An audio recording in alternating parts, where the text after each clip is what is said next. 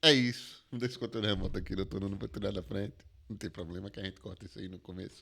Gente, então, maravilha. Primeiro episódio aqui do podcast Nilo Zaire, começando esse empreendimento abençoado, que vai crescer bastante, com muitos produtos agregados no futuro.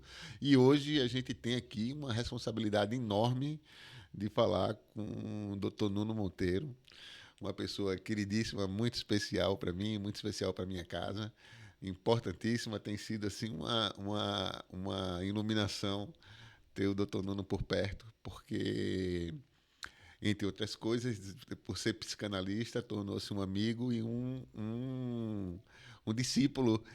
É, não é isso, doutor Nuno? Sobretudo, não. Agora É, vale salientar que eu aqui, que sou o discípulo do Dr. Nunes, que é, ele tem, opa, vem pra cá, vem pra lá, calma, vai pra frente, volta e tem controlado aí direitinho. E, gente, é uma coisa muito importante, começar por isso, né, doutor Nuno? A questão, como psicanalista e como pessoas que cuidam dos outros e dedicam-se a vida a cuidar mais dos outros do que, às vezes, de si próprio, essa missão é uma missão é, não vou falar aqui divina, porque não combina com nossa psicanálise, mas eu vou, por muitas vezes aqui, tirá-lo do conforto, que é uma ideia, ótimo, ótimo. exatamente. Eu me comprometi que não, que iria deixar, ia gravar, vamos gravar isso para poder isso aí, depois a gente editar, que ao vivo é perigoso e tal, mas nada disso, vamos começar impactando logo tudo isso, mas antes disso, doutor Nuno, apresente-se, por favor, e fala um pouquinho dessa, dessa, dessa obra que é que é tratar e cuidar das pessoas, principalmente uma coisa tão importante como é cuidar da cabeça das pessoas, que talvez seja o ponto de partida inicial para o bem-estar humano, o bem-estar e a relação com a vida, e a relação com a família, a relação com o trabalho e a relação consigo mesmo. Um pouquinho para a gente fala. Certo. Olha, em primeiro lugar, eu agradecer a honra de estar aqui a participar de um arranque de um projeto tão bom, tão interessante e que eu espero que dê muitos frutos. Portanto, a responsabilidade é pelo menos partilhada de estar aqui neste arranque. Portanto, com muito prazer mesmo. Quanto a essa questão, bem, eu sou membro da Sociedade Portuguesa de Psicanálise e trabalho. Este é o meu trabalho em psicanálise e psicoterapia. É um trabalho de muita responsabilidade, como estavas a dizer, sim, eu sinto isso, sim. Mas sabes, eu acho que isto do cuidar, tu também tens esse trabalho, tu também, eu acho que tu também cuidas. Acho que são formas diferentes, mas eu acho que se complementam, não é? Eu acho que se complementam. Mas sim, entendo isso, um arranque, que estavas a dizer. Ouvir as pessoas e tentar ajudar as pessoas em aspectos internos é difícil, mas para mim é uma paixão. Poder fazer isso de alguma forma, poder ser útil, eu acho que é um aspecto de vocação, que eu sinto isso e é uma honra, na verdade, poder fazer esse trabalho. É isso que eu sinto. Né? E essa dependência que as pessoas. Eu me refiro nem da dependência, mas eu acho que é uma necessidade importante de observar a mente, como também a gente acha sempre que um dedo quebrado, que um braço quebrado, que um rim, um fígado, isso são coisas que podem ser tratadas e devem ser tratadas, mas quando a gente fala de cabeça, a gente sempre. Há ali um. Eu não, eu pelo contrário, eu julgo a cabeça em primeiro lugar e Certo. faço questão de falar sobre as análises, sobre a necessidade de tratar da cabeça primordialmente, dos hormônios, do controle hormonal, não é? Da liberação de hormônio, e isso aí só quem pode falar com propriedade és tu, apesar de ser uma premissa do meu trabalho Uhum. é trabalhar em cima da questão hormonal das pessoas, ajudando de uma forma não medicamentosa e não terapêutica, mas através da atividade física, principalmente através do boxe, a que haja esse controle hormonal, liberar endorfina, serotonina, dopamina, melhorar a qualidade do sono das pessoas, melhorar a perspectiva, o ponto de vista, deixar um bocado dessa energia que a gente muitas vezes não pode gastar com as pessoas, né? Que seria bom bater em alguém, mas nem sempre podemos, a não É, ser que seja no ginásio. E aí a gente canaliza isso para o boxe. É uma coisa que, como observas, Fala um pouco pra gente sobre o boxe. Sim, o boxe para mim é um... Bem, isto tu sabes, não é? Foi assim que nós nos conhecemos. É uma paixão recente. Tem poucos anos, não é? 2 ou 3 anos. A minha relação com libertação emocional através do corpo era basicamente pelas artes marciais. No caso, Karaté, que fiz muitos anos. E continua a ser uma disciplina de maior respeito da minha parte. As artes marciais em geral, sobretudo as tradicionais. Não vou tanto pelo MMA e essas coisas. Falo das artes marciais propriamente ditas, tradicionais. A descoberta do boxe foi uma grande surpresa. Eu acho que, se calhar, como muitas pessoas, eu tinha a ideia de que o boxe era uma coisa muito básica de pancada, basicamente. Não é? Mas uma pancada dentro de um ringue, com regras, mas pancada. E não podia estar mais enganado a esse respeito. Eu acho que as descobertas que tenho feito com o boxe, com as aulas, com o treino e com a história do boxe e aprender sobre os grandes boxeadores, os grandes lutadores, tem muito de mental. Tem muito mais do que eu poderia supor. E nós quando começamos a ver, mesmo na história do boxe, não é? Sei lá, nomes, sei lá, Jack Dempsey, depois mais tarde um Mike Tyson, tem muitas semelhanças os dois, não é? Uhum.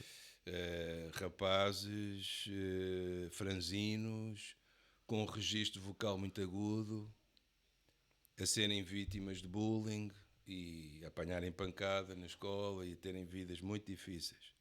Isto é uma coisa mental, basicamente. São problemas psicológicos. Como é que eles superaram esses... Bom, esses eram dois monstros, não é? Dois extraterrestres, os dois, não é? Mas as pessoas normais, pelo menos como eu e como muita gente que anda aí, podem não se tornarem boxeadores desse nível, claro, mas aprenderem a lidar com aspectos emocionais, com traumas, com feridas, com raiva, com medo, de uma outra maneira através do boxe. Foi uma coisa que tu disseste também quando começámos a treinar, não é? E eu acho que tinhas muita razão, que a vida é feita de muitos ringues, não é? É verdade. E eu acho que isso é mesmo verdade, porque agora temos muitas formas de lutar, temos formas diferentes de lutar, não é? Exatamente. Temos essas formas, estes dois monstros que eu referi, que é bater mesmo feio, em que o objetivo é pulverizar o adversário, não é ganhar pontos, é fazer desaparecer, mas temos outros, não é? Temos a esquiva, temos a dança, temos o controle da respiração, o ritmo. Tudo isso é fantástico no boxe, não é? Quando eu me empolgo por falar de boxe aqui, e aí eu começo a. Não devo ser eu a ser ouvido aqui, sim, o doutor Nuno, mas Estamos a conversar. obviamente, exatamente, empolgado com essas palavras. É necessário eu também fazer um parêntese nisso aí. É que temos aí vários tipos de personalidades, de pessoas e motivações para estarem no ringue a lutar. De forma geral, o ringue é uma seletividade muito grande quando a gente se fala de boxe profissional e dos caras que são os campeões. Por que eles estão ali? Eu quero ouvir falar sobre isso aí. E foi um dos nossos temas que foi abordado aqui nas nossas chamadas para essa noite de hoje, para saber o que é que leva, o que é que faz alguém se destacar dessa forma e entregar a vida 24 horas por dia ao boxe e abdicar de tudo para que vá e suba no ringue. Mas falando especialmente sobre uma coisa interessante que falaste agora, isso aí eu posso, dentro da minha experiência, falar alguma coisa, sobre as diversas motivações, os diversos tipos de boxeadores. E temos pessoas... eu não posso falar do lado clínico disso aí, aí você, por favor, fique à vontade. Mas são os predadores, são tubarões que literalmente eles vão atacar, independente de que da motivação que seja, eles vão atacar. Muitas vezes eu tenho um pouco disso também, assim, Pois é. Não atacar só por atacar mesmo. Certo. Certo. E tem aqueles que lutam por causas. E tem a exemplo do Muhammad Ali, por exemplo, Certo. que foi lutar ali numa questão muito. Foi campeão olímpico e jogou sua medalha olímpica no Rio, porque achou que não era valorizado pela aquela medalha e aquela coisa Certo. do racismo americano muito grande na época que ele voltou das Olimpíadas com aquela medalha de ouro e se tornou um cara, um gênio fora do ringue, um cara extremamente que muda a história do boxe, o Muhammad Ali muda a história não só do boxe, como também da história política americana, que foi um cara que Certo. se negou aí para o Vietnã e enfrentou a corte. E, bem, tem célebres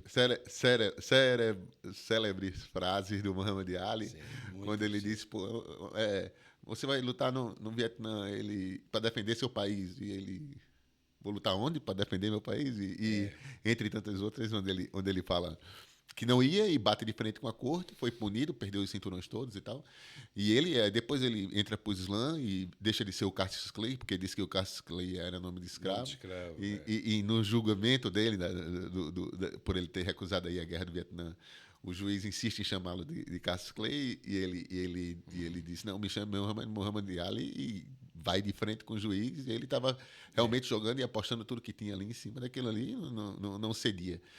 E o próprio Roberto Duran, quando ele luta ali pelas causas ali do Canal do Panamá, quando os Estados Unidos vêm, ele vai para os Estados Unidos para bater nos americanos e tal. E entre tantos outros é, que tem uma história política, uma história essencial por trás, e tem o tubarão, os tubarões que são puro músculo e puro ataque. E eles mordem por morder, e é instintivo dele, como se tivessem nascido para fazer isso. Então, Mas. Certo. pronto, vamos saber um pouco É, sobre certo. essas diversas. Porque, no final das contas, todos têm que ter muito coração para poder entrar nessa seletividade. Gente, estamos falando aqui um pouquinho do boxe, não daquele boxe que o doutor Nuno começou a falar aqui, que era o boxe onde nos influencia positivamente na nossa vida, mas estamos só falando, abordando um pouquinho das características do boxe em si, Claro. como luta. Sim, e tudo isso é boxe, não é? O boxe são todas essas camadas. Eu acho que. Pronto, já lá vamos às motivações. Eu ainda a propósito dos vários pontos que frisaste agora, a parte política eu acho que é muito importante também. Política social, não é? Olha, por exemplo, desde o início do boxe, chamado boxe moderno, não é? Grandes heróis negros. Não é? Eu dei o exemplo de Jack Dempsey, pronto, é o primeiro herói branco. Não é? Mas são, aliás, depois a maior parte dos grandes heróis do boxe, sobretudo norte-americanos, mas não só, ingleses também, né? São negros. E isso hoje em dia já não tem o mesmo impacto, mas teve, né? E teve um impacto muito importante. O Muhammad Ali é um caso singular, não é? É um caso à parte, de uma inteligência. Eu tenho vindo a aprender mais recentemente, nunca fui um fã, mas tenho vindo a ser cada vez mais. É extraordinário, é extraordinariamente inteligente, muito mais inteligente do que a maioria dos boxeadores. Pronto, é um caso à parte, não é? Agora, as motivações, não é? A questão das motivações eu acho que é uma questão muito importante. A primeira resposta que eu teria para te dar é, portanto, porquê é que homens como... Os dois exemplos que eu dei, que acho que são bons, são dois bons exemplos. Jack Dempsey, primeiro, e Mike Tyson, que aliás foi muito influenciado pelo Dempsey, não é? Porquê? A primeira resposta que eu diria era porque não fizeram terapia. É. É a primeira resposta e se calhar a segunda também. Isto é, mas então, isso não é de alguma forma não se contradiz com aquilo que eu disse primeiro. Não. Porque eu acho que esta questão é importante, não é? Eu não considero o boxe uma forma de terapia. Muitas vezes hoje em dia O diz-se boxe, o boxe combate, competição. Assim, eu vi quando falaste isso certo, no nosso eu anúncio. nenhuma forma de boxe. Porque o Certo. boxe competição pode ser uma competição menos apaixonada, mais técnica, mais. E hoje em dia, se calhar, vê-se mais É, isso. pelo dinheiro que está envolvendo o O boxe, inclusive, dinheiro, uma boa carreira, digamos se assim. ganha ou se perde, dependendo do valor Exato, do pagamento. exato, também, não é? Mas o boxe competição, o boxe levado profissionalmente, dando a vida, como tu estavas a dizer, o que é que motiva, não é? Eu acho que, portanto, voltando a esse ponto, assim, não é uma forma de terapia de maneira nenhuma. Pode ser complementar o boxe que eu faço, o boxe que muitos alunos teus fazem contigo, que é um boxe que pode ser mais técnico, menos técnico, mas tem muito de condicionamento físico, de saúde e de bem-estar emocional, porque nos ajuda, a mim ajuda muito, a focar o cérebro, a focar a cabeça e a fazer o meu trabalho melhor. Eu tenho a consciência que eu ouço melhor as pessoas treinando, fazendo 3, 4 treinos por semana. É melhor. Eu sou melhor pessoa a funcionar. Porquê? Bem, eu acho que é porque falaste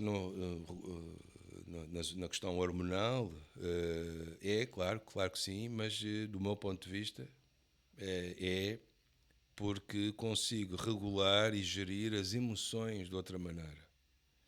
Não porque bato numa coisa qualquer, mas porque esse bater não é aleatório. Há uma técnica, há tempos, Ritmo, há rounds, há ritmo, há planejamento, estratégia, tudo isso, não é? E coordenação. isso. E então isso faz com que esse treino não só descarregue energias várias, raiva, ódio, medo, tudo isso também faz isso, mas limpa a cabeça e reorganiza uma série de aspectos emocionais.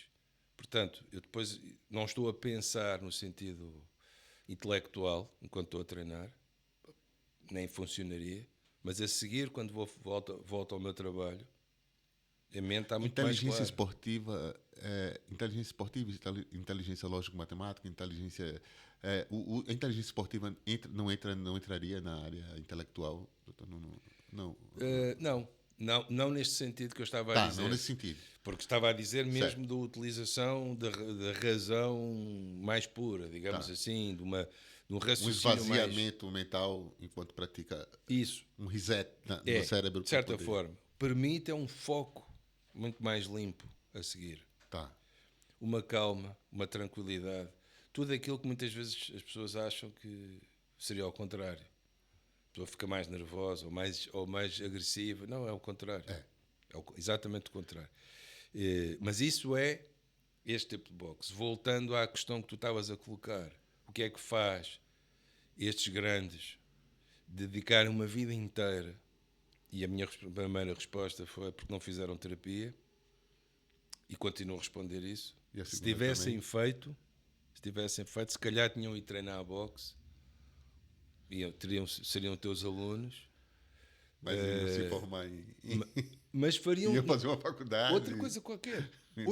Ou não necessariamente. Iam fazer qualquer coisa que os fizesse felizes. A questão é, a grande motivação dessas almas foi o ódio e as feridas emocionais Sim, e os traumas concordo. profundos. Estamos a falar rapazes a crescerem, enfim, além das características que eu falei, sem pai, o O caso do meio onde Tyson, por nasceu, exemplo, background. um meio difícil e muito difícil, profundamente traumatizante. Quase que comum a todos, né? E não é por acaso. Não é? Uhum. Depois, o caso do Tyson é interessante porque arranjou, né? Arranjou no sentido, teve a sorte de ter um pai. foi o caso da Mato. Sim. Propriamente Tá bom, o pai. Exatamente. Só que o pai foi treinador dele, não é? Que era aquela enciclopédia de boxe. E que estimulava o que Mike Tyson tinha de pior ou melhor, que Sim, era a violência. certo. Ele era um Estimulava grande... totalmente, sim. Ele buscava dentro da alma do Mike Tyson o ódio puro. Formar um assassino. Formar um assassino. E fez a isso. morder. E fez isso. Comer. Se você não conseguir... Como ele acabou de fazer com o Holyfield. Exatamente. O Holyfield, exatamente. aquela orelha, enfim. Você vai... Mas o olhar dele, a entrada... Tu sabes, eu continuo Claro. a ser o meu... Que é isso? O nome de um boxeador, em primeiro lugar? O maior de todos, o Mike Tyson. Mike Tyson. Sim. Vem logo, vai à frente e continua a estudar a história para trás. Alguns desses nomes, Jack Dempsey, fantástico. Ali, fantástico. Claro que sim. Mas, apesar de gostar desses muito duros, o Sonny Liston também, dos muito duros, o Tyson conjuga várias coisas extraordinárias, sendo duríssimo, duríssimo, um assassino, mas ao mesmo tempo com um ritmo, uma capacidade de se movimentar inacreditáveis, não é? Portanto, aquilo é sempre eu às vezes vejo os mesmos assaltos e é como se tivesse a ser surpreendido. A primeira vez. Exato. Uma coisa interessante do Mike Tyson é porque muita gente quer imitar o Mike Tyson e tenta fazer, mas nunca vai conseguir fazer. E o próprio Cus D'Amato fala sobre essa escola do Cus D'Amato, né? Que o Cus D'Amato tem aquela escola e treinava 500 alunos da mesma forma, mas só houve um, ele superou a vida inteira. Ele já estava, inclusive, fora do background boxeador, já era um cara mais obsoleto ali do mundo do boxe, porque já tinha feito o que tinha feito, até que ele encontrou o Mike Tyson por apresentação de um outro treinador que tinha visto o Mike Tyson no reformatório. E disse, levou ele pro Cus e falou do Cus, olha, Cus, eu tenho um cara aqui que o cara, na primeira sparring dele, já saiu machucando as pessoas, aí o Cus traga ele aqui e depois aplicou o método Cus D'Amato, que para mim só serviu para o Mike Tyson. Todo mundo estuda o que o Mike Tyson faz, todo mundo tenta replicar ali, mas uma coisa é replicar os movimentos do Mike Tyson, outra coisa é conseguir fazer aquilo ali dentro do ringue, é uma outra história. Então eu acho essa coisa de imitar o Roy Jones Jr., o Sugar Ray, acho tudo isso uma grande bobagem. Cada um vai desenvolver seu estilo. Eu falo particularmente, a gente está falando aqui sobre o boxe na fase adulta e o que leva a isso. A minha história com boxe é uma história que o Dr. Nuno conhece muito bem e tem a ver com meu pai. Meu pai era boxeador e na minha casa não havia nenhuma possibilidade de não se defender. E a palavra era, não se defenda, ataque antes de ser... Exato. De ser. E pronto, eu me lembro de uma vez minha história talvez... eu não sei se eu posso contar isso aqui, né? Não? Em live, né? Eu vivo, gente, desculpa aí. Isso aí, que isso não fique de exemplo aí pra galera. Pra mim, eu vou perguntar assim sobre isso, quero tua opinião sobre isso aí. Eu cresci apanhando com boxe. Então, quando meu pai, nunca fiquei, eu tenho uma visão muito diferenciada sobre isso, essa história de, as palavras magoam, eu fiquei machucado, me magoaste e não sei o que. Pá. Isso pra mim não funciona muito, pra mim o que me magoa é um soco na cara. Isso magoa. E então, gente, para vocês terem uma ideia, eu acabei de fazer uma cirurgia cardíaca por causa de um soco que eu levei no coração. E esse soco destruiu meu coração. Fazem 2 meses que isso aconteceu. E eu passei 6 horas com meu coração em cima de uma mesa e o médico fazendo uma valvuloplastia e fazendo uma costura entre isso num treino com um alemão. E ele me deu, era um cara bem mais jovem, e ele me deu um soco que pegou no coração, e eu na hora não senti nada, mas depois eu me senti mal e fui procurar um médico, e o médico disse que era gravíssimo, eu precisava operar urgentemente, e assim foi feito. E eu passei 6 horas com o coração fora dentro do meu corpo, uma experiência agora, fazem 2 meses, e eu já estou treinando novamente e tal. E uma coisa engraçada é que quando eu saio do hospital, eu digo, doutor, não quero mais boxe, olha, estou aposentado, eu vou comprar umas cabras, umas ovelhas, eu vou comprar uma propriedade no interior, no Alentejo, e vou viver disso, não quero mais e tal. Não sei o quê. E passado esses dias aqui, eu já estou aqui procurando confusão. Eu mal fiquei bem, mas eu não vejo a hora de poder soltar a mão. E, perdão, desculpe desculpe a franqueza, mas a mim me faz muito bem. Eu me sinto muito bem é onde eu me sinto pleno. Eu acho que eu me sinto em casa quando eu estou em cima de um ringue ou quando estou boxeando com alguém. Mesmo apesar de ter me machucado seriamente agora há pouco tempo. Pois, só que... É. É. Mas não vejo a hora de conseguir. Eu, Eu pois, tô com um eu sentimento sei. de revanche terrível. Pois eu Olha, sei. pessoal, quem. Eu aliás, já me ofereci para ir proteger esse alemão. Pô, Porque já encontrei. eu estou preocupado com ele, não o conheço, mas Já estou preocupado encontrei. com ele. Você, Stephanie. Pô, Mas lembras também quando tu me I falaste come back, isso? man. Eu voltei. Eu não morri, mas enfim, voltei mais forte do que nunca. Né? Mas agora é que eu estou mais forte. Nunca me senti tão forte na minha vida, com tanta vontade de lutar como agora. Pois, Mas foi um acidente. O Stefan é um menino muito bom. Claro que sim. Mas só que tem 2 metros de altura. Pronto. E é um é jovem. mais folgado que colarinho de palhaço, né? Gosta que o cara, essa coisa de entrar na academia para bater no professor não é uma coisa muito lá inteligente a ser feita. Obviamente que no dia eu não levei nenhuma revanche dele, pelo contrário. Eu fiz o que eu tinha que ser feito e foi muito bom, mas depois as consequências que sobraram para mim, que eu descobri que tinha acontecido no outro dia, foi essa questão do coração. Mas essa é uma questão importante também, não é? Porque mesmo para um profissional como tu, para um profissional como tu, com muitos combates já feitos, com muita história já, mesmo assim, a propósito dessa conversa que tu estavas a mencionar, quando depois de saís do hospital, falaste daquilo que tu me disseste a mim, mas faltou a minha resposta. A minha resposta, se te lembras, teve 2 pontos. O primeiro ponto foi, isso, em relação a isso das cabras, isso não vai acontecer, como é óbvio. Quer dizer, com todo o respeito por pastores de cabras, claro, mas não é a tua praia, não é isso que te vai fazer feliz de maneira nenhuma. Tu és mestre e precisas de continuar a passar os ensinamentos, não só do boxe, atividade física em geral, mas concretamente e muito em particular do boxe.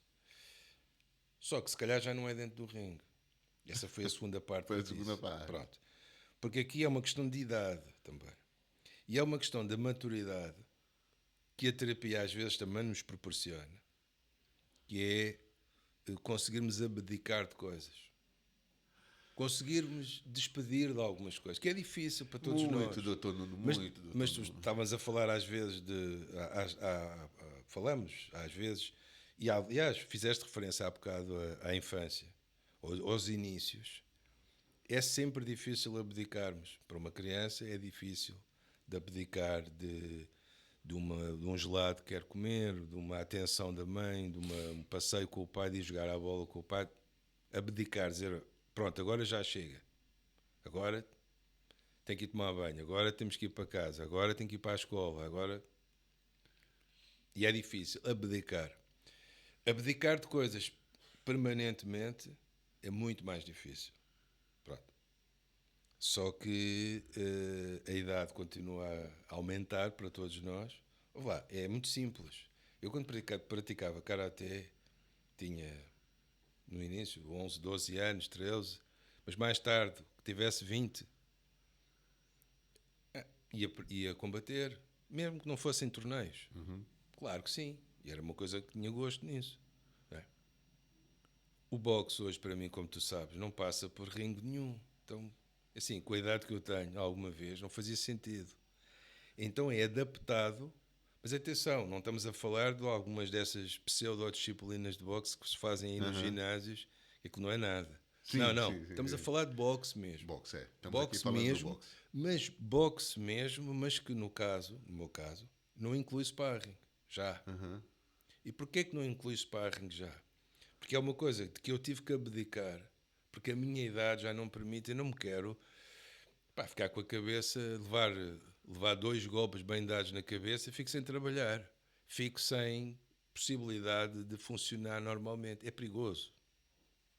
É perigoso como não era quando eu era um jovem.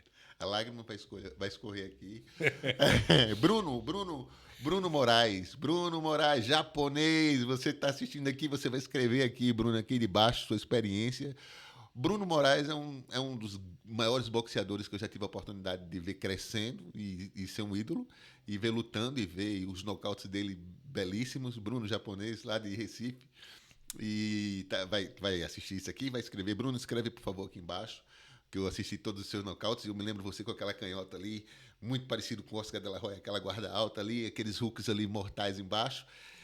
Bruno, me ajude, por favor, escreva, diga que não dá para parar, Bruno. O Bruno, por favor, escreva aí, olha isso, não só o Bruno, mas o que é que eu vou chamar uma lista aqui, Goiaba, você que tá aí, Baby Sauro, você que tá aí também vai assistir esse podcast. Zangado, campeão, 2 vezes campeão brasileiro.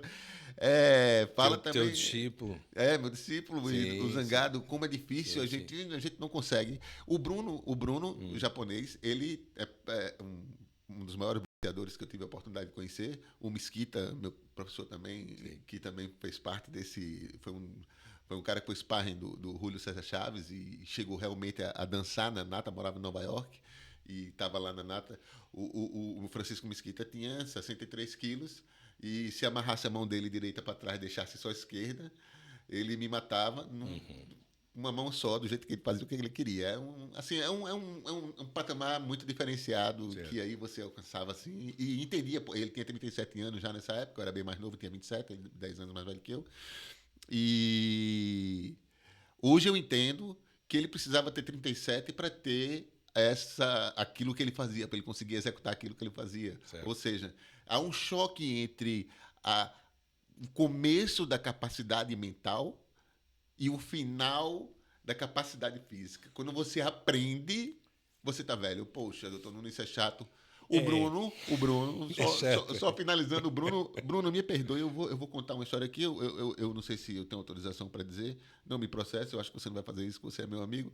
Mas vamos começar aqui com as histórias. O Bruno estava pescando junto com um amigo e levou uma arpoada na cabeça, um dos maiores boxeadores que eu já conheci em plena forma, uma arpoada que tinha um gancho de 4.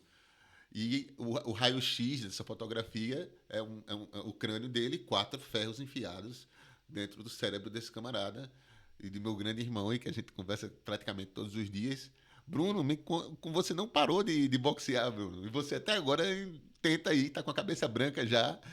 Eu vejo todos os dias você fazendo sparring nas suas aulas, assim como eu também, tá com a cabeça branca e você, obviamente, que teve que abdicar do boxe profissional e da forma como você fazia antigamente, mas eu sei, já converso sempre com você e sei do seu desejo, inclusive, de lutar agora com grandes boxeadores e de voltar e muitas vezes não ter a oportunidade, não abrirem a oportunidade, até porque lutar com o Bruno japonês é um perigo, mesmo com essa idade que ele tá com a cabeça branca.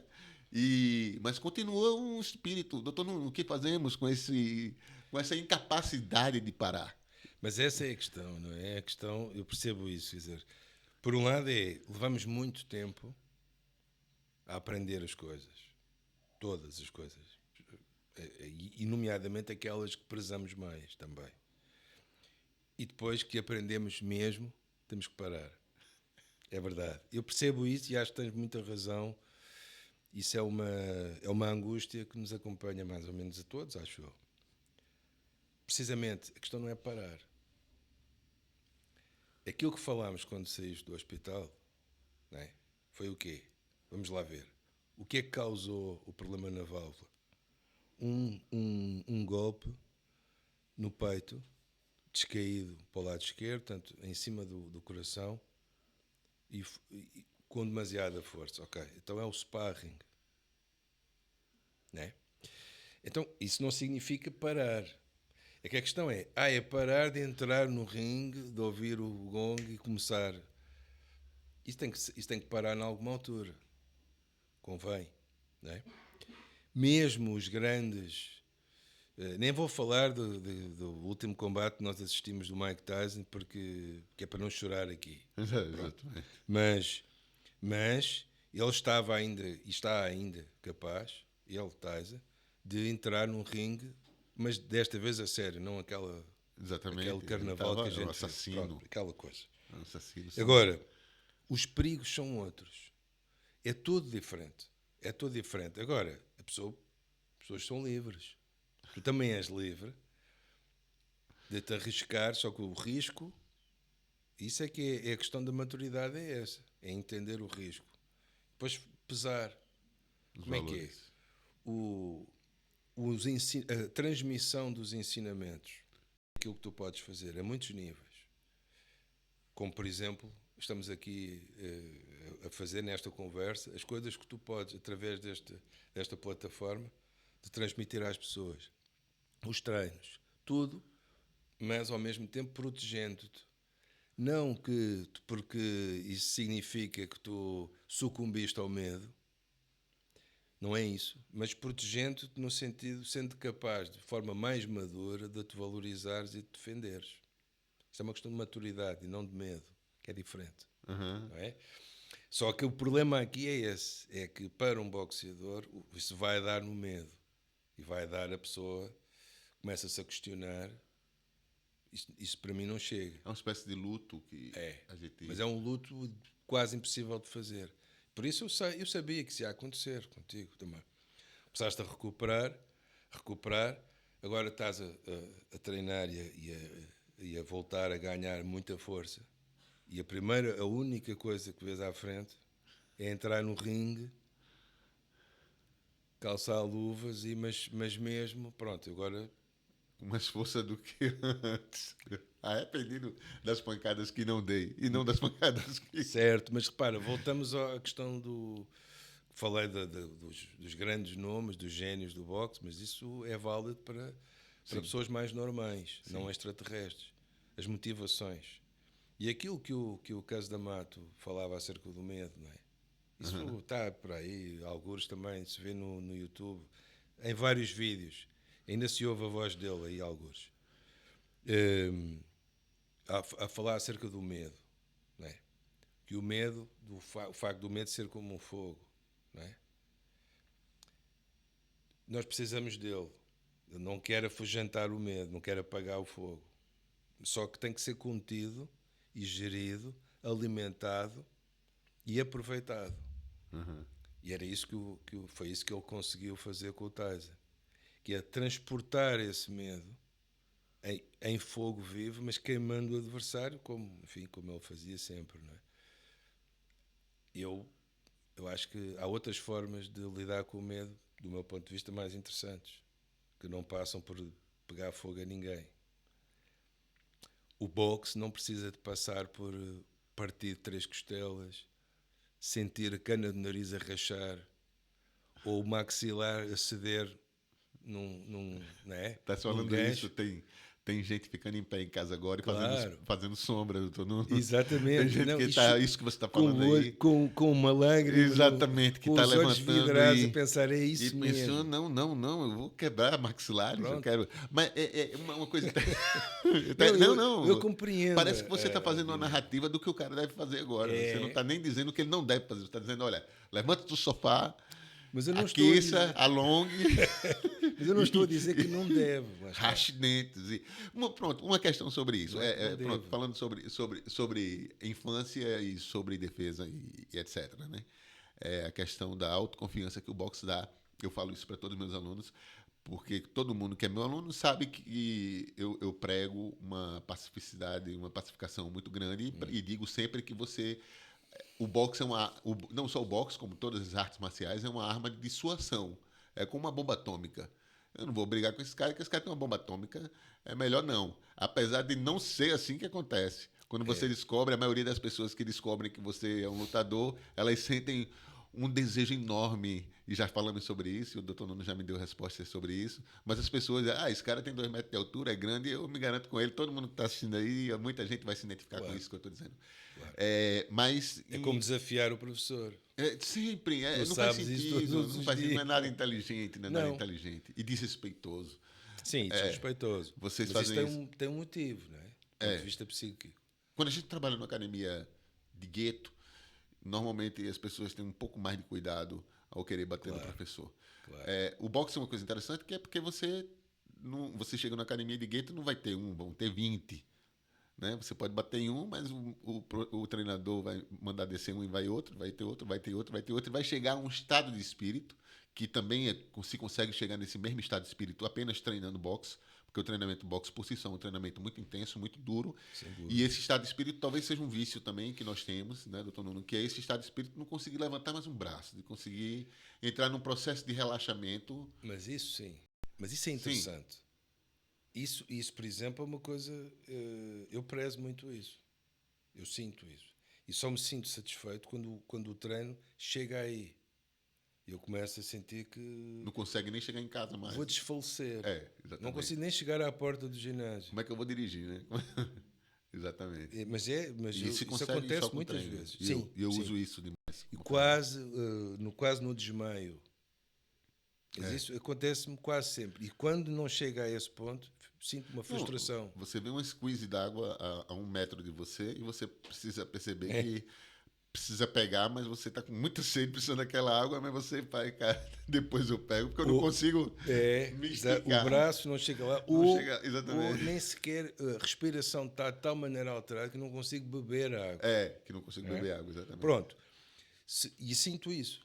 Se o treino não me dá isso, esse momento, eu sinto a frustração, se calhar, que tu sentes de não ter batido É. no opositor, não ter sentido aquela costela, não ter sentido qualquer coisa a quebrar do outro lado.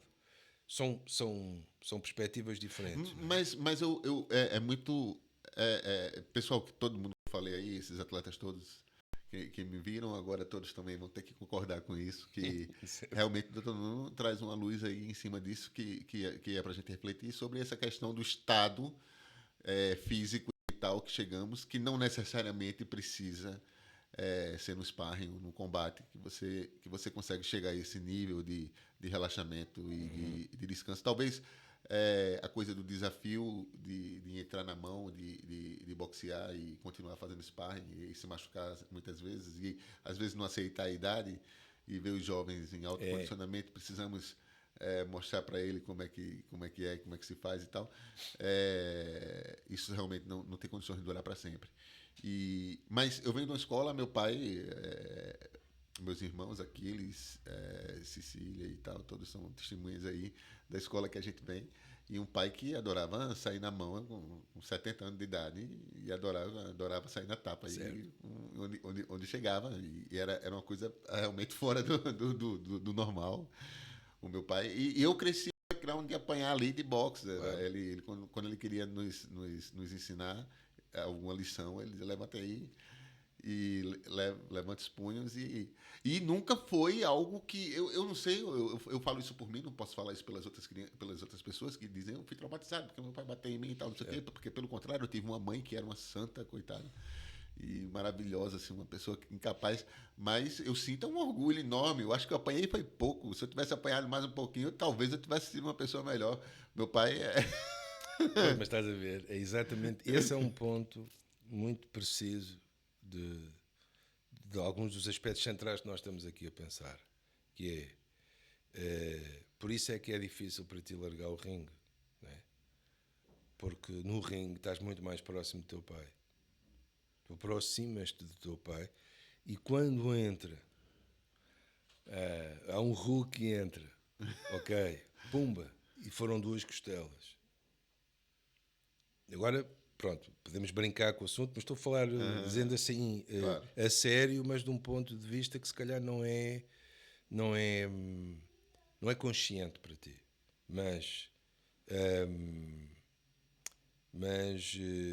quando entra e tu sentes, magoaste, aquilo doeu, não é? Mesmo que não tenha partido nada, mas ficas mais próximo dele. No ringue estás mais próximo dele. É difícil, porque o abdicar aí é abdicar também da companhia dele. Por isso é que, voltando ao Dempsey ou ao Tyson, que tiveram pais que não tiveram, que nem sequer lá estavam,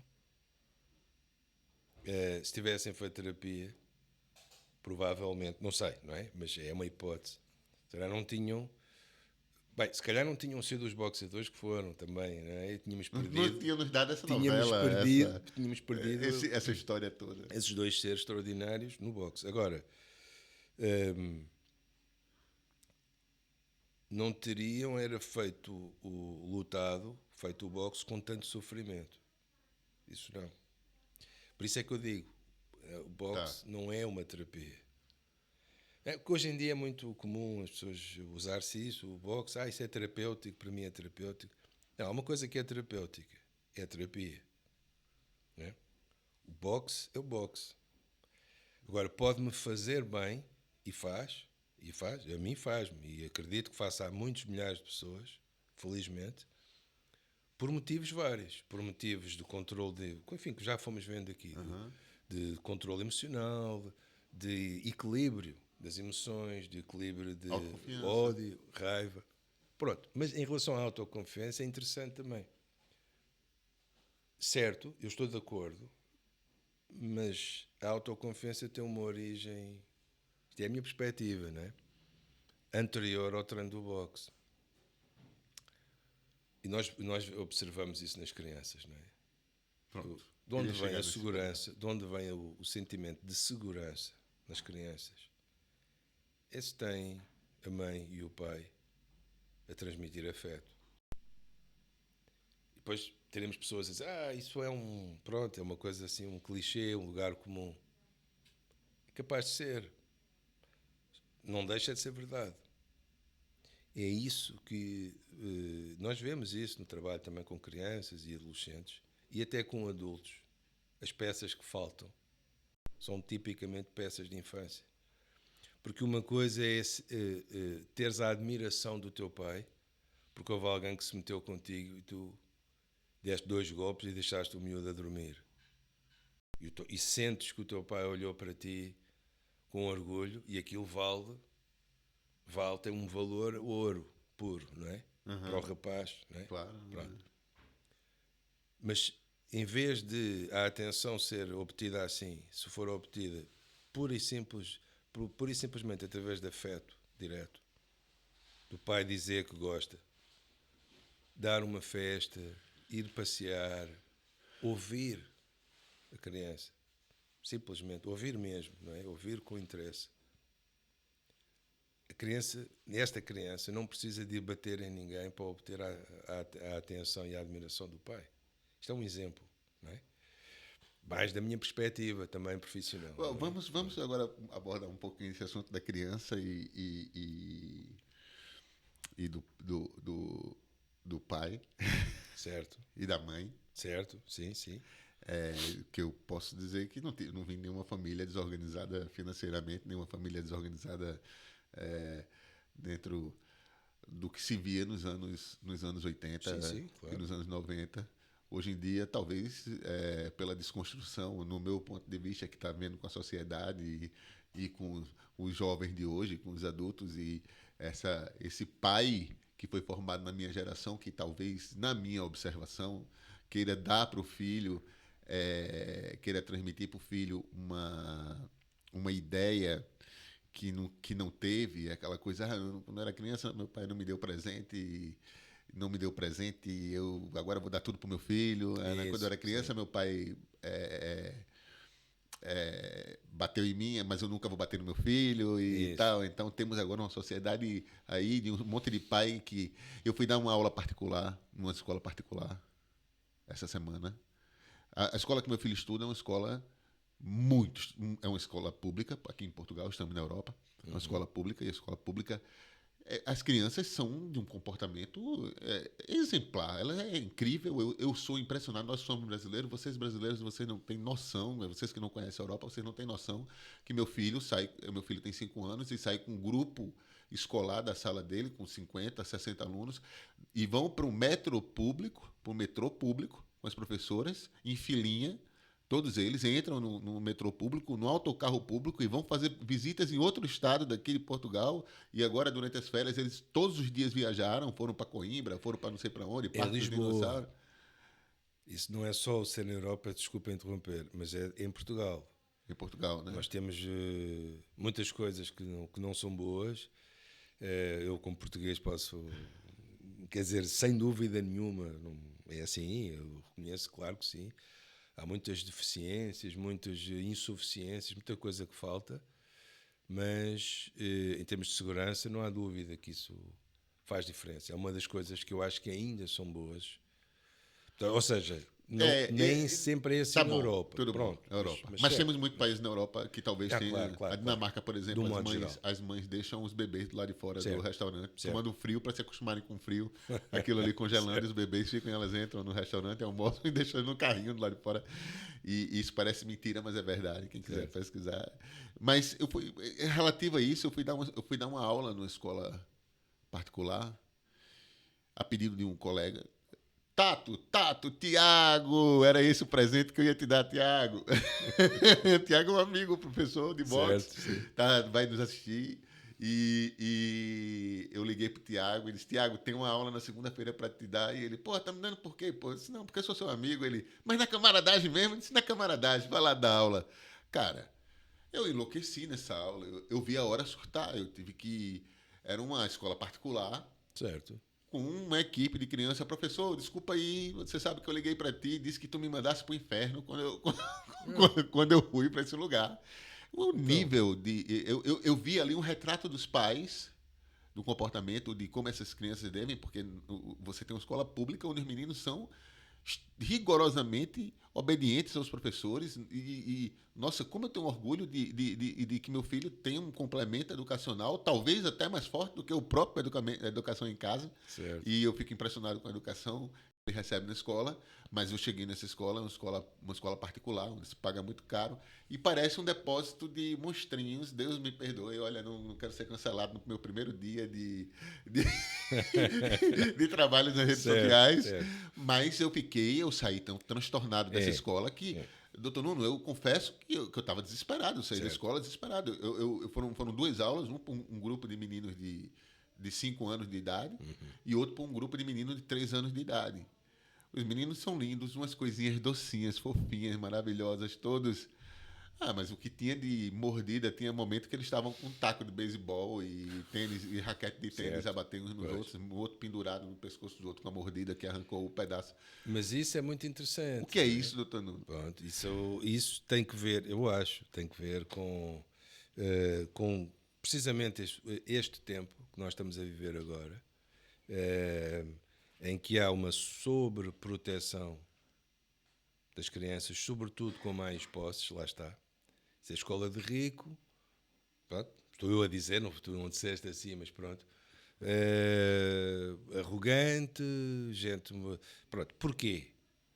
Porque o reflexo dos pais, era isso que estavas a dizer. Pois é, mas depois, qualquer coisa que a criança, que indisponha a criança tem razão a queixar-se. Não é? Hoje em dia, aliás, é como. Bem, não quero ser eu cancelado, mas a questão do bullying hoje em dia é uma questão muito interessante, porque estas coisas têm que se falar. O bullying, obviamente, e todas as indisposições que acontecem às pessoas do ponto de vista emocional devem ser faladas e abordadas, claro que sim. Mas está-se aqui num exagero, numa sobreproteção. Assim, com certeza que nós todos, enfim, e nós somos de outra geração, nem se falar, nem existia a palavra bullying. Quer dizer, no meu tempo, na escola, levava uma chapada, dava um soco de volta. Ou então não dava, mas ficava-me a sentir mal com isso. Exatamente.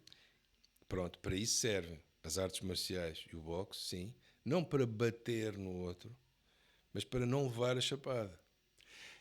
Um parêntese sobre isso que estás a falar e eu acho muito interessante é que todos os campeões, a maioria, acho que todos os brabões, isso aí, meus colegas professores de boxe que têm experiência com isso, os mestres todos, sabem que todos os brabões, assim, a maioria dos bravos que entram no ginásio em busca de violência, eles não se perduram ali 2 semanas ou 3 porque eles vão em busca e acham essa violência com pessoas que fazem isso como quem toma um copo d'água e fazem isso com muita facilidade. Então eles encontram ali grandes obstáculos. E normalmente, dentro da minha experiência, do que eu vi, todos aqueles atletas que perduraram, assim, com raríssimas exceções, de pessoas que já vêm com background violento de tubarão para dentro de uma academia, né, e se encontra ali. A maioria, todos eles vieram da necessidade da autodefesa, certo? Então, Certo. o que é que a gente mais vi, o que é que eu mais vi com criança? É o pai chegar com a criança e dizer, olha, meu filho apanha na escola e não se defende, eu vim trazer ele aqui para o boxe, eu vim trazer ele para o judô, eu vim trazer ele aqui para o jiu-jitsu para ele aprender a se defender, porque eu quero que meu filho se proteja e tal, que é até uma qualidade de pai hoje em dia, o qual eu até também vou falar sobre isso, que sou eu pai de Júlia e Pedro, que tem respectivamente 25 anos Júlia e 20 anos Pedro, os quais os dois eu ensinei a se defenderem, e são dois leões, dois leões mesmo, extremamente. São muito mais, claro, equilibrados e calmos do que eu, mas são dois leões, são ferozes. Já tem o Davi, que eu nessa idade, ou seja, eu tinha uma idade, eu era muito mais jovem quando eu eduquei essas outras duas crianças, e o Davi, eu tenho 5 anos, e eu tenho uma dificuldade enorme de lidar com esses olhinhos. Ele, de vez em quando, essa semana levou uma mordida na escola e ficou com um inchaço tremendo no braço. E aconteceu uma coisa engraçada, doutor Nuno. Eu estava no telefone quando eu fui buscar ele, estava numa ligação telefônica, e eu vi ele conversando com uma pessoa, um pai de um aluno. Um pai de um aluno que estava com a cabeça raspada lá. O pai dele já tinha me cumprimentado, eu continuava a ligação telefônica, e o Davi falando com ele, contando. Isso aqui eu levei uma mordida, e não sei o quê, não sei o quê. E eu estava ouvindo a história, mas não dei atenção porque eu vi, e o pai conversando com o Davi e tal, não sei o quê. Pronto. Quando eu desligo o telefone, o pai já tinha ido para um lado, eu já tinha ido para o outro. Davi passou um tempão conversando, explicando direitinho como foi a mordida que levou, o porquê, como foi, etc. Certo. Quando nos separamos, que eu entrei no carro, eu desliguei, terminei a chamada de telefone e perguntei ao Davi o que tinha acontecido. E Davi disse que tinha levado uma mordida no braço e tal, não sei o quê, que o João, não sei quem, o Pedro, sei lá o quê, todo mundo aqui é João e todo mundo é Pedro, ou Miguel, ou Manuel, tudo a mesma coisa. Então, só tem 5 nomes em Portugal. Não vou ser cancelado por causa disso, né, gente? Não, Mas espero que não. é um bom humor, é um toque de bom humor. Claro, Por e é favor, gozem verdade. com o brasileiro. E é- Não, e é- não gozem com o brasileiro, brinquem com o brasileiro. Sim, sim, cuidado com isso. Exatamente. Mas estamos aqui abertos para essa revanche. Mas, de fato, o que aconteceu foi que o Davi, quando eu pergunto ao Davi o que é que tinha acontecido, o Davi estava contando que o menino tinha mordido ele e tal, não sei o quê. Sim, mas quem é esse menino? É o filho do homem que eu estava conversando, e fala do pai do menino. Eu disse, aquele é o pai do menino que mordeu você? Sim, é o pai do menino. Ok. E então? Não, e aí ele já tinha ido embora, eu passei alguns segundos Pronto. ali, eu estava com... Ainda bem. Ainda bem. Eu fiquei ali perplexo e completamente surpreso com a situação que eu estava passando. Pô, perdi o time ali do que aconteceu. Não vi Davi contando a história, mas Davi se queixou muito explicadamente o que tinha acontecido. Certo. E eu tenho uma dificuldade. Meu pai, eu tenho uma mãe que era completamente anti-violência, jamais seria capaz de incitar uma violência qualquer que fosse, e um pai que era, se eu chegasse em casa e tivesse apanhado de qualquer pessoa, eu iria tomar uma outra surra maior do que nunca. E não era uma brincadeira, era uma coisa séria. E com isso eu aprendi que quando eu era criança, com 5, 6 anos de idade, quando eu dava um soco em alguém ali na escola, eu era uma criança que estudava numa escola particular, e uma escola frequentada pela nata da sociedade. Como minha tia era diretora da escola, eu tinha lá um desconto, uma bolsa parcial na escola, pagava menos, então eu tinha acesso, que era uma escola muito cara, eu tinha acesso à escola, mas tinha ali um monte de menino rico que dizia que o carro do meu pai não era um carro do ano e tal, não sei o quê, e que, bem... E eram esses que que eu apanharam. não tinha dinheiro para lanchar na na escola e pronto. E ali desenvolveu-se, especificamente com meninos, se você estiver vivo em algum lugar, é de vir você mesmo. Só você tem esse nome, Edvi. Não acredito que tem outro menino chamado Edvi. Me lembro de você, Edvi. Nunca vou me esquecer que você derrubou meu lanche no chão na escola. Minha mãe me deu umas moedinhas para eu lanchar. Eu nunca ia para a cantina. Mas esse Edivi está vivo ainda? Sei lá, eu quero que esse Edivi apareça no meu podcast e escreva. Edivi, você me deve uma conta, Edivi. Tudo bem que eu lhe dei uma surra no dia seguinte. Pronto. Dei no campo de futebol. Professor Pericles, professor de educação física, Pericles, no campo de futebol da Escola Americano Batista. Olha aí, quem quiser me achar, me acha, estou aqui em Lisboa. Edivi, eu tinha recebido minha mãe nunca me dava dinheiro para o lanche, eu era obrigado a levar uma lancheira de casa. Certo. E todos os meus colegas da escola iam lanchar na cantina com dinheiro e compravam um sanduíche em Guaraná e saíam com aquele sanduíche lindo, aquele Guaraná, e eu escondido com minha garrafa de suco de pó e um pão assado, e que às vezes eu nem tirava da lancheira para comer porque eu tinha vergonha de comer aquele lanche ali que eu trazia de casa.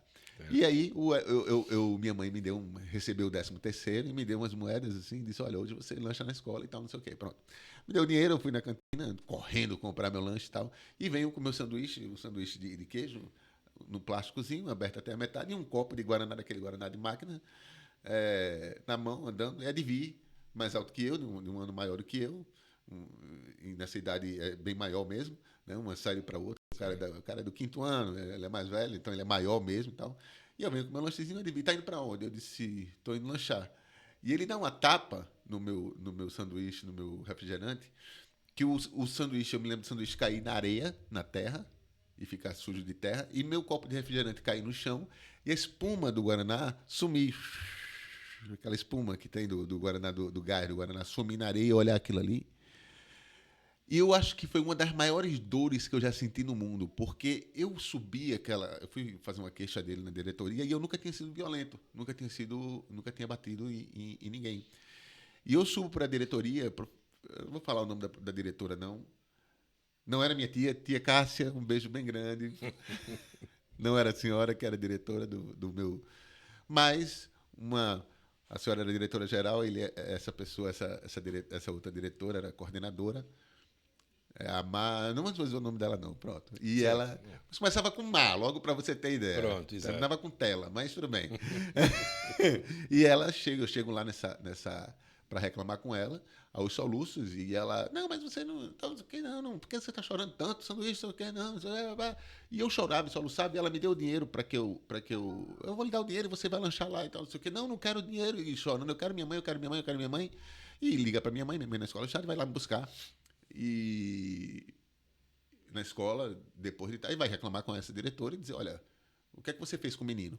Não, e a minha mãe diretora de escola também, e ela diz,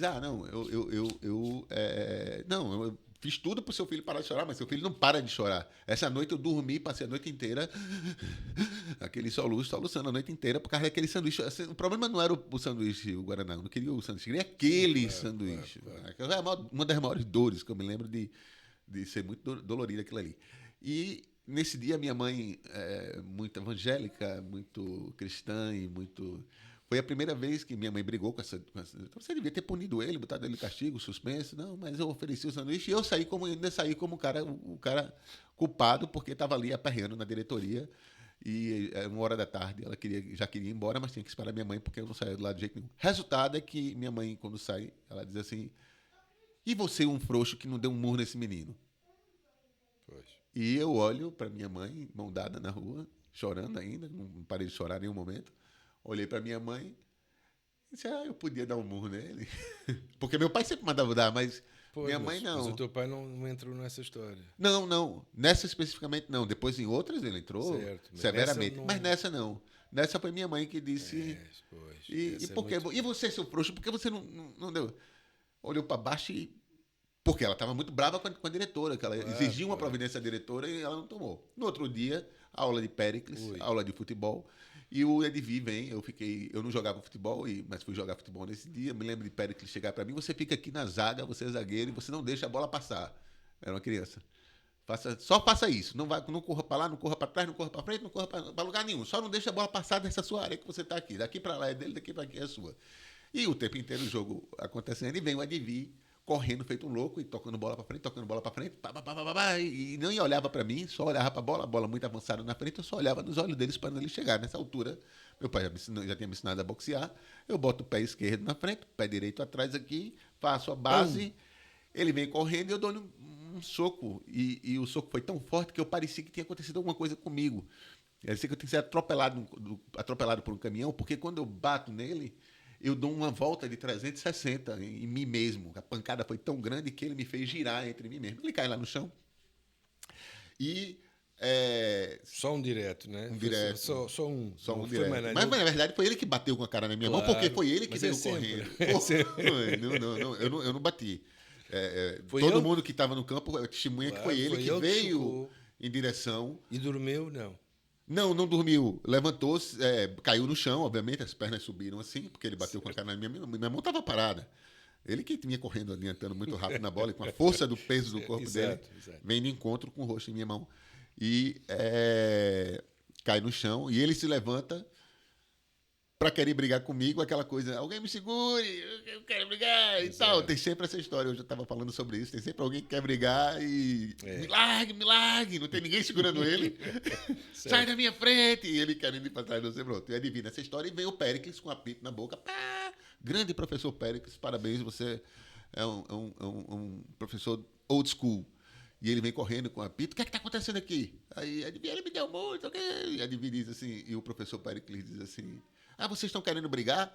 Estão querendo brigar? Faz o seguinte, faz um círculo aqui e bom, eu quero ver quem é que vai ganhar de vocês dois. Briga! E solta o apito. E eu levanto a guarda ali, feliz da vida, ali com a vingança, e adivinha, não quero brigar, não, vou embora. E sai do meio da roda, vaza os meninos ali e vai embora. Desistiu, né? Não quis brigar comigo. Pois. Mas esse professor é um professor old school. Por isso que eu falo, hoje em dia é inimaginável um professor fazer um círculo. Lá está. Inimaginável. Bom, vamos lá ver uma coisa. A mim parece-me que isso é excessivo também. Que o quê? É excessivo a atitude do professor. Sim. Ou seja, isto, na verdade, eu acho que é... Educação e criança. Tal como o boxe, é difícil, em geral, é difícil o equilíbrio. É importante tentar obter, mas é muito difícil. O equilíbrio, em geral. E, portanto, na educação das crianças também. Agora, claro, alguém espirra para cima do outro aluno, é bullying. Quer dizer, não é? Acho que é muito importante as crianças terem a oportunidade de lidar com os problemas. Agora, lidar com os problemas é uma coisa. Serem abusadas de alguma forma, violentadas de alguma forma, é outra. Então aqui eu creio que, em alguns aspectos, acho que fomos longe demais com esta história do bullying. Acho que sim. Por outro lado, as crianças têm que ser protegidas. Não pode ser também, como era no nosso tempo, que era, vocês desenrasquem-se aí, querem lutar, lá está, lutem.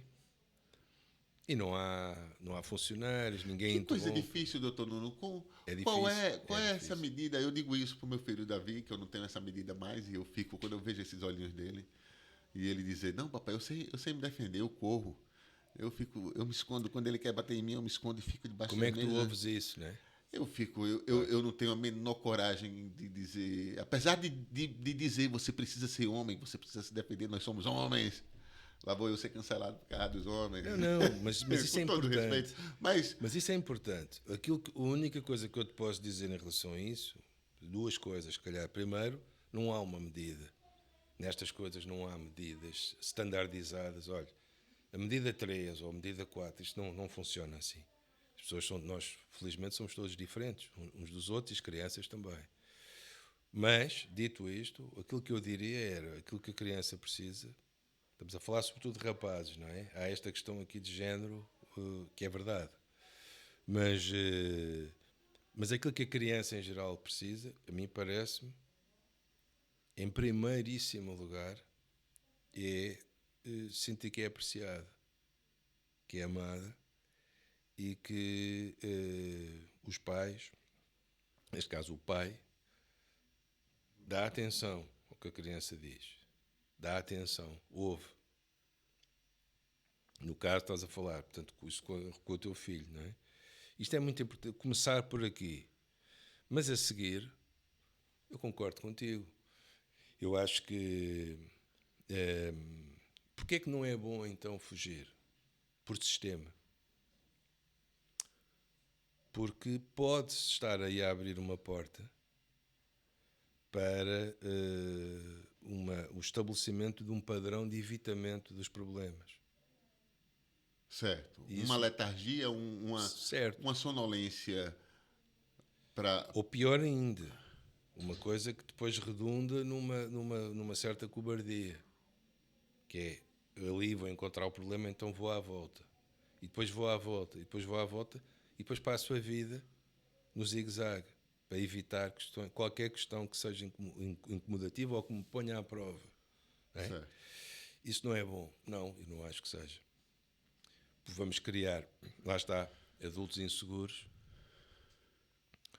ou arrogantes porque não têm segurança de outras maneiras, mas têm dinheiro ou têm estatuto ou assim, não é?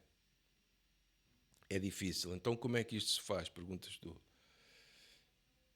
A mim parece-me que voltamos a dar segurança às crianças. Dar segurança é através da valorização do afeto verdadeiro. Porque repara, como tu disseste e bem, os grandes boxeadores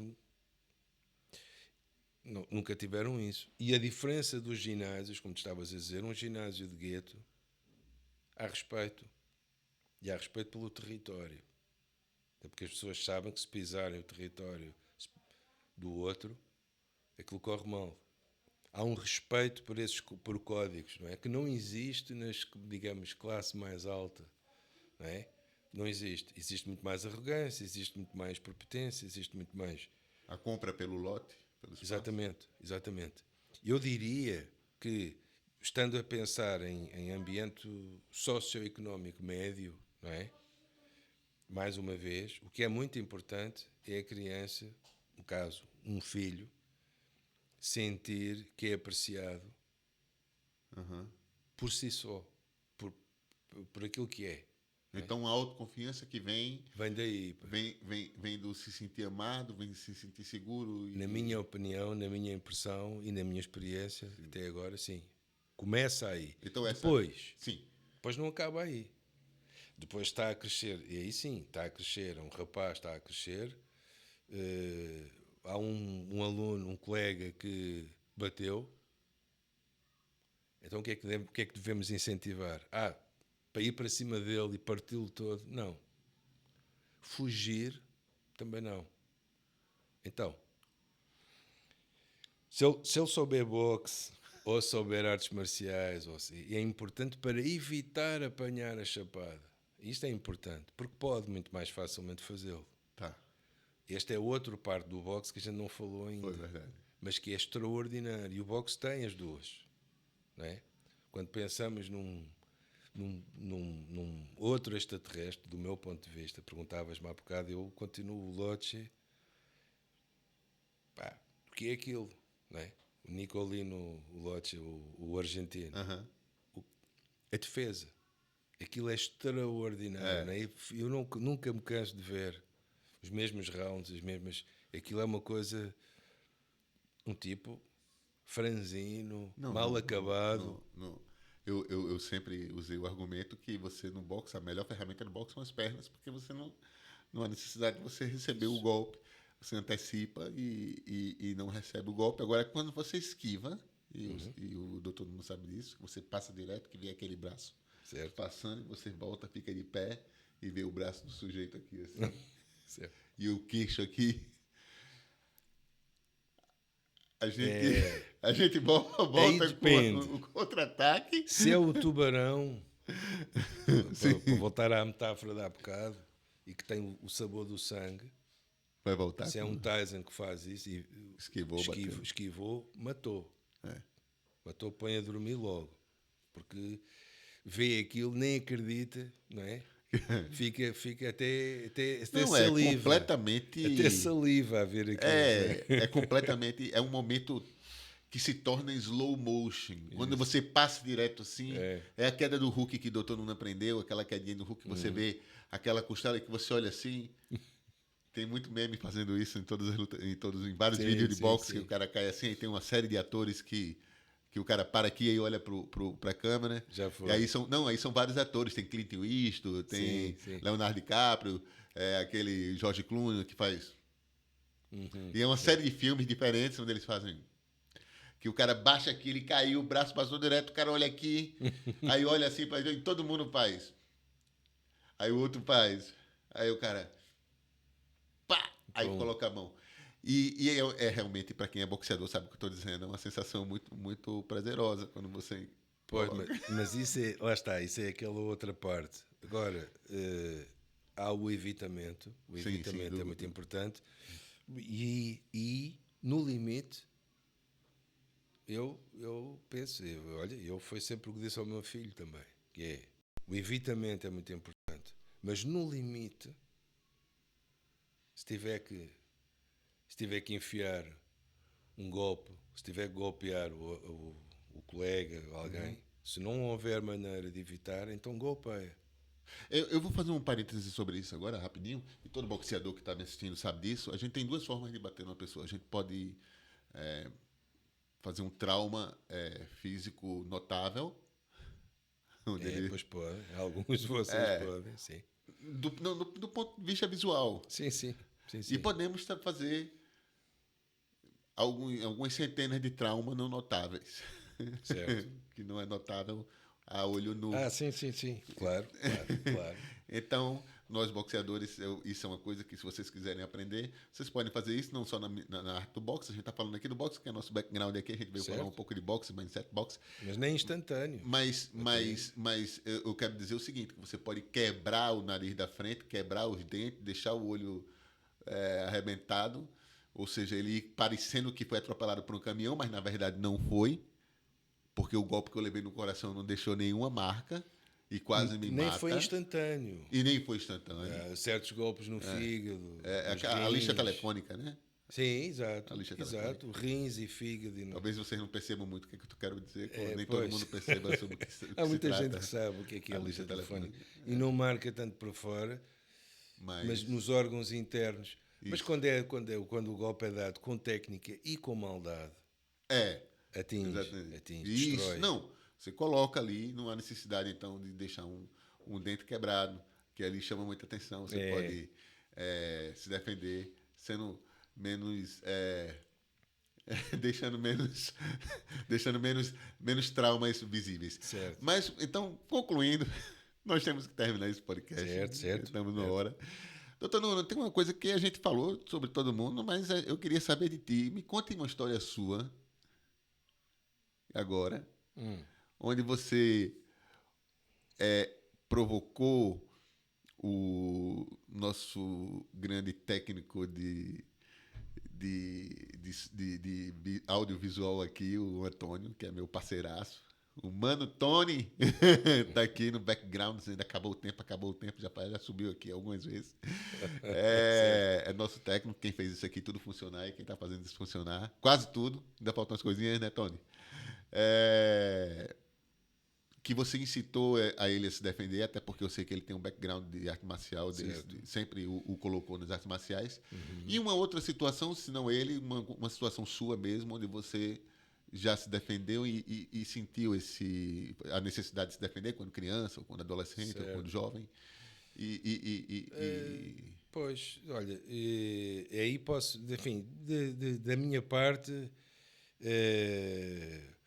foi sempre mais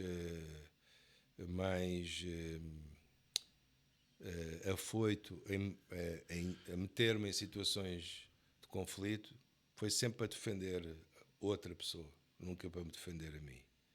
Tá. Para me defender a mim, já aconteceu uma outra vez e nem sempre correu bem, mas para defender outra pessoa, isso nunca hesitei.